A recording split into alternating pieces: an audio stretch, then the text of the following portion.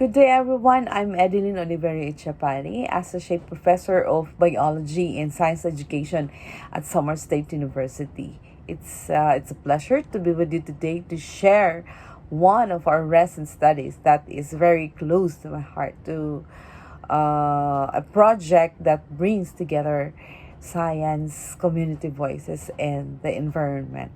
So as a researcher, I spent much of my time studying biodiversity and sustainability, particularly within the Samar Island Natural Park, and I currently serve as the director of the Environmental Sustainability Research and Development Center at our university, Samar State University. Through this role, I've learned that conservation is most effective when research and people's lived experiences come together. So, about our university, Samar State University, or SSU, is a leading higher education institution in Eastern Visayas, part of the Philippines, committed to academic excellence and meaningful community engagement. We actively promote sustainable development through our research and extension programs, many of which focus on environmental conservation, biodiversity, and community resilience. Over the years, SSU has become a key player in the conservation of Samar Island Natural Park, one of the country's largest and most biologically diverse protected area. In that spirit, I'm honored to present our study titled Community Perception and Ecological Insights on Ulot River Riparian Biodiversity. So this was a collaborative effort involving researchers from several institutions such as Samar State University, Eastern Samar State University, and the University of the Philippines, with valuable support from the Department of Environment and Natural Resources through the SINP Management Office. So, and from the local government of Pandanus, all of us together, our goal was simple yet significant: to understand how communities perceive the Ulot River, its ecosystem services, and their role in conserving it. So, about to give you the picture about the Ulot River, it is one of the Samar's most important natural treasure. It's not only the island's longest river, but also home of rich biodiversity and thriving local communities. It supports livelihood through fishing and ecotourism. You might have heard about the Ulot torpedo boat ride adventure, and it also provides vital ecosystem services such as clean water, flood regulation, and habitat for many species. However, this balance is under threat. So, activities like sand and gravel extraction and deforestation and pollution, these things are slowly degrading the river's health, which these realities, uh, this study was guided by four objectives. So first is to document the community perception of the river's ecosystem services. Second is to identify the threats they observe. And the third is to understand the community's role in practices in conservation. And lastly, to propose strategies that integrate science and local knowledge for sustainable management. For the framework and the methodology, we based our study on the Millennium Ecosystem Assessment Framework, which categorizes ecosystem services into four types: provisioning, regulating, cultural, and supporting services, This model helped us, the researchers team, to organize the community perception and connect them with the ecological function. So to gather the data, we conducted the focus group discussion in Barangay San Isidro, Pandanus, Samar, uh, wherein it uh, where it is located along the Ulot River within the Samar Island Natural Park. So we worked with 21 participants representing the Three People's Organization, the group of farmers, the group of fisherfolk and tour guides, and the women's group. All discussions were conducted in Waray language. This is to encourage them to openly share.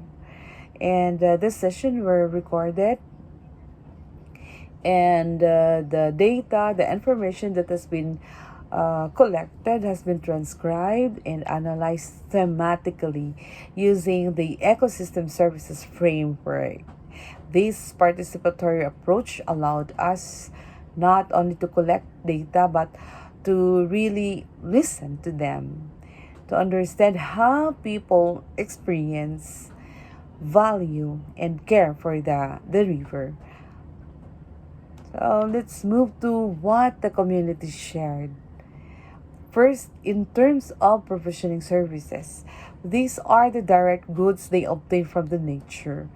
The residents, they describe uh, the Ulot River as their main source of food and livelihood. And they regularly catch fish such as tilapia and mudfish. They also gather crabs, locally known as alimango, and collect edible shoots and materials from bamboo, pandan, and rattan. These resources are deeply woven into daily life, even they use what I term sura. And sura means it's the meals prepared from what they gather in and around the river.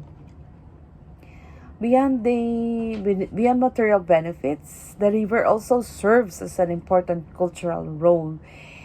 For instance, families often spend weekends by the river celebrating milestones or simply having bonding, and it also serves as a site for local rituals and ecotourism, especially the Ulot torpedo boat adventure, which gives pride and income to the community.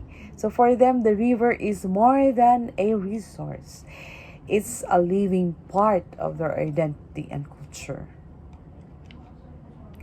The community also recognizes the river's ecological functions. They observe how trees along the riverbanks prevent erosion and reduce flooding during heavy rains. They also notice how areas with denser vegetation tend to have clearer water and more stable riverbanks. So, in their own way, residents understand the concept of regulating and supporting services. So, how the river control floods, how the river maintain the soil stability, and provide habitats for fish, for birds, and plants. So their knowledge aligns closely with that of scientific understanding, showing that even without formal training, local communities have a strong grasp of ecological relationship. So, however, the community is also very aware of the threats facing the Ulot River. So one of the biggest issues they identified is excessive sand and gravel extraction, which has altered the river's natural flow and caused section of the banks to collapse. They also mentioned destructive fishing practices, like that of using electricity and chemicals in fishing. And there are also observed of improper waste disposal that pollutes the water. Another is deforestation. Deforestation in the uplands adds to the sedimentation, while weak enforcement of environmental ordinances allows this problem to continue. Many express frustrations that tree planting programs often stop after initial phase without follow-up or maintenance. These voices reminds us that conservation is not just an environmental issue, it's also about governance and sustained action. So despite these challenges, it is inspiring to know or to see that the community doesn't see themselves as victims but as stewards. They actively participate in cleanup drives, tree planting, and awareness campaign. The women group are especially involved in teaching children to value the river and avoid waste disposal. They also see great potential in livelihood programs that are aligned with conservation, such as ecotourism, bamboo crafts, and agroforestry. They hope to strengthen partnership with uh, agencies of the government, like that of the local government and the Department of Environment and Natural Resources, and the universities, state universities like Samar State University for technical support and training. So above all, they believe that protecting the Ulot River should be a shared effort, one that combines community participation with institutional support. To integrate science and local knowledge, one of the most meaningful insights from this study is how local knowledge complements scientific understanding. Community members know the rhythm of the river, when flood are likely, when fish spawn, and which plants stabilize the soil. These insights align with scientific principles and reflect what researchers like Fabricius and Collins describe as co-management. So where effective resource protection happens when science and community knowledge work together. So in the case of the Ulot River, this means that conservation isn't just about rules. It's about dialogue, it's about trust, and it's a shared decision making.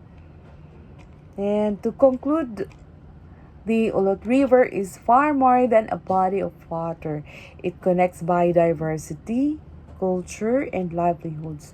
It provides fish, plant materials, regulates plants, nurtures habitats, and strengthens community identity through shared tradition. Yet, these benefits are, at risk due to quarrying activity and pollution and forest loss. So, to address these challenges, we recommend five key actions. First, integrate community insights into the Samar Island Natural Park Management Plan. And the second, harmonize local government unit ordinances with that of the Samar Island Natural Park regulations. The third is promote sustainable livelihood program aligned with conservation. Fourth, expand environmental education for youth and community leaders. And finally, strengthen collaboration among DNR, LGU, and NGOs and academic institutions. So these actions can help ensure that conservation and development move forward hand in hand. So beyond academic contribution, this study serves as a foundation of real-world application. Our findings are being used to inform local ordinances, contribute to the SINP management plan, and develop educational modules for school and communities. Through this, we hope to raise awareness, build partnership, and inspire collective action for river conservation.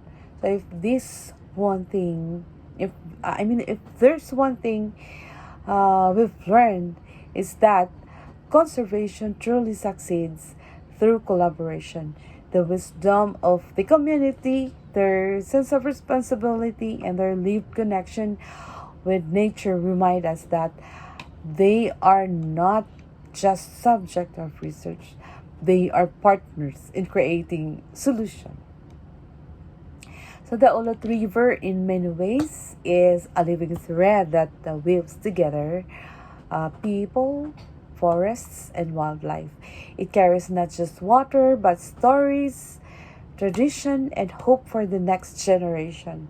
So protecting the river, it means protecting the heart of the community and the future of Samar Island. May we continue to listen to the river, learn from the people, and act together for a more, and may our shared efforts continue to flow just like the Ulot River itself. So toward a greener and a better tomorrow. Before I end, I'd like to acknowledge the key literature and references that guided the conceptual, methodological, and analytical foundation of this study. Our work was grounded on the Millennium Ecosystem Assessment, which provide the global framework for understanding ecosystem services, and which is the very lens through which we analyze community perceptions and ecological functions of the Ulot River. The discussions on co-management and participatory conservation were strongly influenced by Fabricius and Collins, as well as by Pauline and colleagues, whose studies on community-based forest management in the Philippines continue to inspire inclusive environmental governance. Our study is also closely linked to Conserve Kaigangan project led by the University of the Philippines, Los Baños, and partner state universities.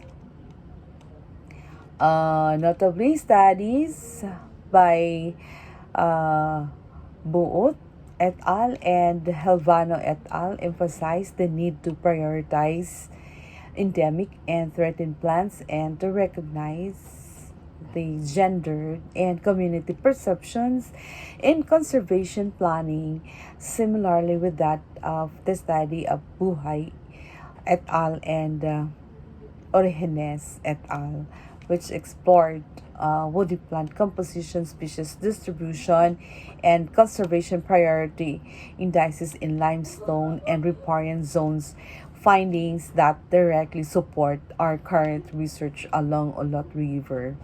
So together, these local studies reinforce the importance of integrating ecological and science with community-based approaches, forming the foundation upon which our present work on riparian biodiversity and community perception was built. So I would like also to sincerely thank the People's Organization of Barangay San Isidro and the DNR Samar Island Natural Park Management Office and the local government of Pandanus for their participation and support. My heartfelt gratitude also goes to Samar State University, University of the Philippines, Los Baños, and Eastern Samar State University and the Conserve Kaigangan Project for their collaboration and commitment to biodiversity conservation. Who and Special thanks to my research team, mentors, and all those who contributed to the success of this project. Thank you very much.